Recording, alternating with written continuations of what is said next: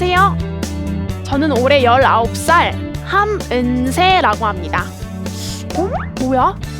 등에는 뭘 메고 나온 거지?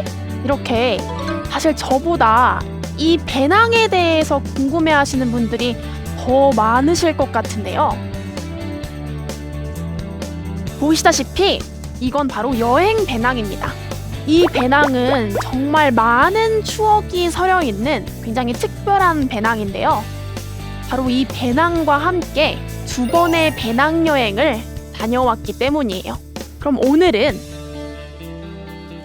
책가방 대신 이 여행 배낭을 메고 세상을 학교로 삼았던 아주 흥미로운 경험에 대해서 여러분께 이야기해드리려고 합니다.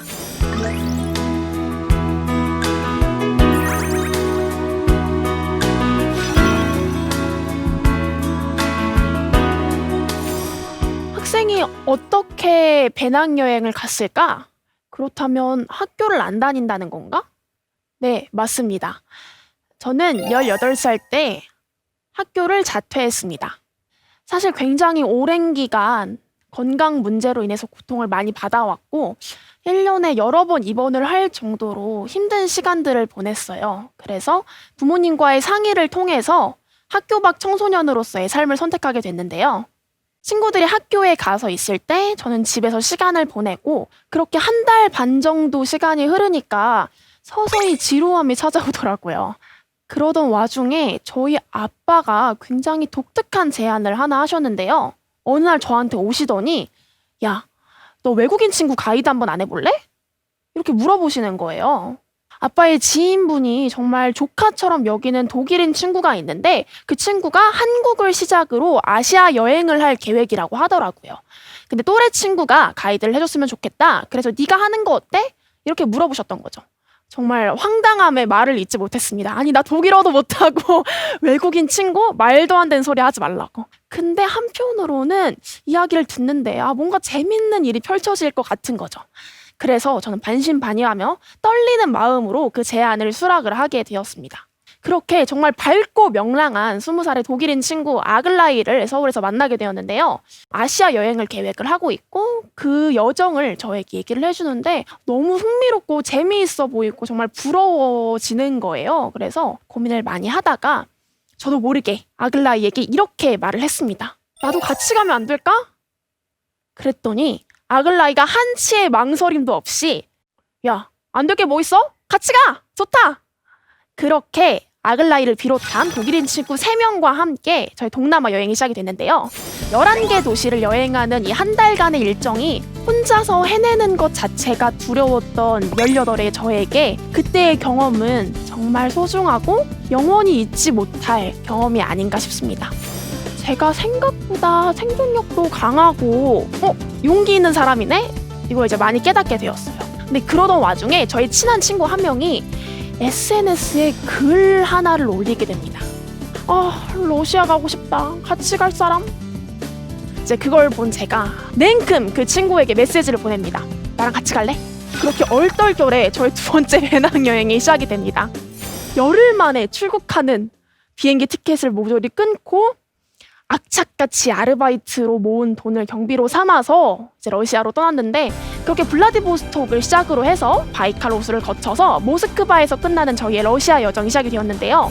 시베리아 횡단 열차를 타고 그 안에서 만난 정말 멋진 한국인 여행자들과 조금 까칠하긴 하지만 사실은 너무 마음이 따뜻한 러시아 사람들을 많이 만나면서 진짜 행복한 시간들을 보냈습니다. 특히 그 열차 안에서 이제 12월 31일을 보내고 2020년 1월 1일로 들어갈 때 같이 이제 해피 뉴 이어 이렇게 외쳤던 그 동영상도 아직 찍어놨는데 정말 평생 동안 잊지 못하지 않을까 싶어요. 그리고 그 열차에서 저는 일생일대의 선택을 하게 됩니다. 바로 한국으로 돌아가는 출국 티켓을 취소한 겁니다. 계기는 이랬어요. 거기서 만난 한국인 여행자 언니가 저희가 모스크바에서 집에 간다고 하니까 그거 너무 아쉽지 않냐. 야, 상트페테르부르크가 코앞에 있는데 모스크바에서 집에 간다고? 그건 좀 아니야. 이렇게 얘기를 하더라고요. 근데 사실 상트페테르부르크까지 가면 또 발트해도 넘고 싶고 동유럽도 넘고 싶고 더 여행을 하고 싶을 게 뻔했기 때문에 이것도 운명일 수 있지 않을까? 이러면서 정말 무작정 출국 티켓을 취소를 하고 한 달 후에 부다페스트에서 인천으로 돌아가는 티켓을 다시 예매를 하게 된 거죠. 그렇게 혼자서 버스를 타고 이제 모스크바 기차역으로 가는데 와, 그때의 기분이란 정말 너무 두렵고 정말 무서웠지만 한편으로는 진짜 주체할 수 없는 이런 설렘과 떨림, 그 마음이 진짜 아직까지도 이렇게 생생히 남아있어요. 그렇게 다사다난한 난관을 헤치고서 넘어간 동유럽에서 저는 굉장히 많은 사람들을 만나고 스펙타클한 말 그대로 어드벤처를 했는데요. 우선은 슬로베니아로 가보겠습니다. 사실 이 슬로베니아란 나라가 그렇게까지 여행지로 각광받는 나라는 아니에요. 저 역시 여정이 부다페스트에서 너무 길어지니까 에라 모르겠다 하고 그 버스 티켓을 예매를 해서 슬로베니아 수도 류블리아나에 도착을 합니다. 그리고 그 호스텔에서 굉장히 특별한 친구 2명을 만나게 되는데요. 바로 알프스의 눈동자, 그리고 동유럽의 보석이라고 불리우는 슬로베니아 블레드로의 여정에 함께 동행했던 멕시코 친구 맥스와 이스라엘 친구 한이었습니다. 이 두 친구와 함께 했기 때문에 여행은 더 특별했는데요. 특히 블레드의 그 호수 앞에 앉아서 아이스크림을 먹으면서 했던 대화가 아직 굉장히 기억에 많이 남아요. 특히 아무래도 한국인이기 때문에 매일매일 I'm from Korea 라고 얘기를 하면 North or South 계속 물어보고, 그래서 저는 I'm from North, I live in 평양 이렇게 대답을 하고, 그런 정말 흥미진진하지만 한편으로 너무 민감한 외교 정세에 대한 문제 때문에 너무 스트레스를 많이 받고 있던 와중에 한이 그 얘기를 듣더니 나도 이스라엘 사람이라서 비슷해 라면서 조언을 한 가지 해줬어요. I'm a person, not a country 라고 대답하라는 조언이었습니다. 근데 이런 비슷한 얘기를 해주었던 친구가 한 명이 더 있는데요. 이 친구가 사실 맨 처음에 절 보자마자 니하오 이렇게 인사를 했어요. 이 니하오라는 인사가 어떻게 보면 아무렇지 않게 들릴 수 있지만 사실 제가 어느 나라에서 왔는지 물어보지 않고 동양인은 다 같은 나라에서 왔다는 어떤 편견으로 인종차별적인 발언처럼 느껴질 때가 많이 있었기 때문에 기분이 되게 좀 언짢았죠. 뭔가 조금 어색한 기류 속에서 이렇게 눈치를 보고 있던 와중에 이 친구가 저에게 먼저 말을 걸었습니다. 니하오라고 했던 건 내가 중국어를 너무 열심히 공부를 하고 있어서 네가 중국인이면 좀 대화를 해보고 싶어서 그랬어. 용서해줘. 정말 미안. 이렇게 진심으로 사과를 건넸습니다. 근데 자기를 사마라고 소개한 이 친구가 생각해보니 어느 나라 사람인지 모른다는 걸 문득 깨달았죠. 그래서 저는 너 어느 나라에서 왔어? 어느 나라 사람이야? 이렇게 물어봤고 사마는 대답을 해주는 대신 2가지 힌트를 주면서 첫 번째는 서남아시아에 있는 나라다. 2번째는 나라 이름이 S로 시작한다. 네, 전 그때 깨달았습니다. 이 친구는 시리아에서 온 친구였던 겁니다. 나중에 알고 보니 이 친구는 헝가리의 대학교에서 공부를 하고 있는 시리안 난민 출신 친구였습니다. 그러면서 이 친구가 재미있는 이야기도 하나 해줬는데요. 본인이 터키에 갔는데 그 터키에서 한국인 여행자 한 명을 만났대요. 근데 그 여행자가 자기 이름이 사마고 시리아에서 왔다는 걸 듣자마자 정말 쏜살같이 주랭랑을 쳤다고 얘기를 하더라고요.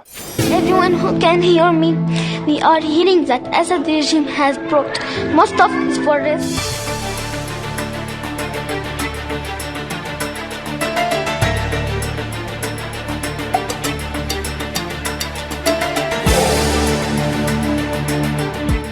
그 얘기를 들은 제가 너무 마음이 아파서 내가 한국인으로서 대신 사과할게 이렇게 말을 했더니 아니야.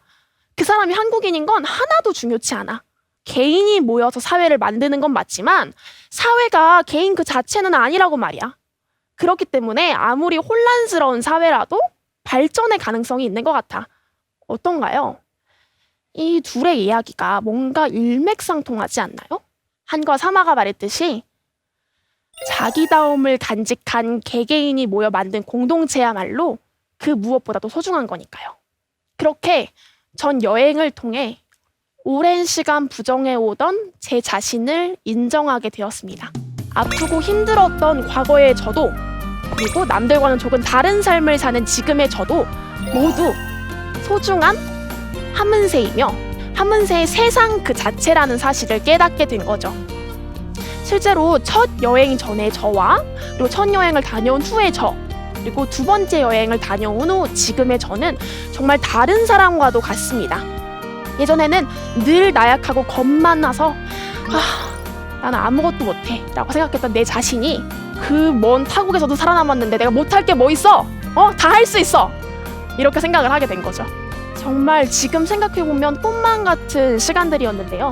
그 덕분에 저는 이제 여행을 떠나지 않아도 제 삶을 사랑할 수 있게 되었습니다. 원효대사가 당나라에 가지 않고 해골물을 통해서 깨달음을 얻었듯이 일상의 터전을 인생의 학교로 삼고 익숙한 모습의 사람들을 인생의 스승으로 삼게 된 거죠. 그리고 이렇게 변화한 제 자신이 너무너무 대견하고 자랑스럽습니다. 제 자신에 대한 믿음과 사랑, 그게 바로 여행이 저에게 안겨준 가장 큰 선물이 아닌가 싶습니다. 그 기적 같은 배움들 덕분에 저는 이제 인생이란 여행길 앞에서도 하나도 두렵지 않습니다.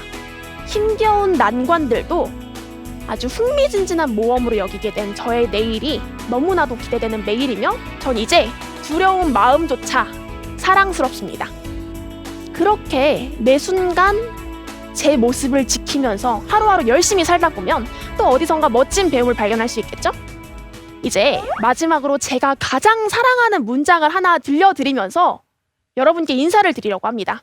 바로 우주는 나의 편, 내가 우주니까 라는 문장인데요. 제가 늘 아침에 눈을 뜨면 3번씩 이 문장을 외치거든요. 제가 여행에서 제 자신이 유일무이한 우주이며 완전한 세계 그 자체라는 것을 깨달았던 것처럼 여러분도 매 순간 자기다움을 잃지 않고 여러분이 우주 그 자체라는 사실을 간직한 채 힘껏 나아가셨으면 좋겠습니다. 자, 그러면 오늘도 각자의 여행길 위에서 고군분투하며 모험을 즐기고 계신 여러분, 안전하고 행복한 모험 하시기 바랍니다. 감사합니다.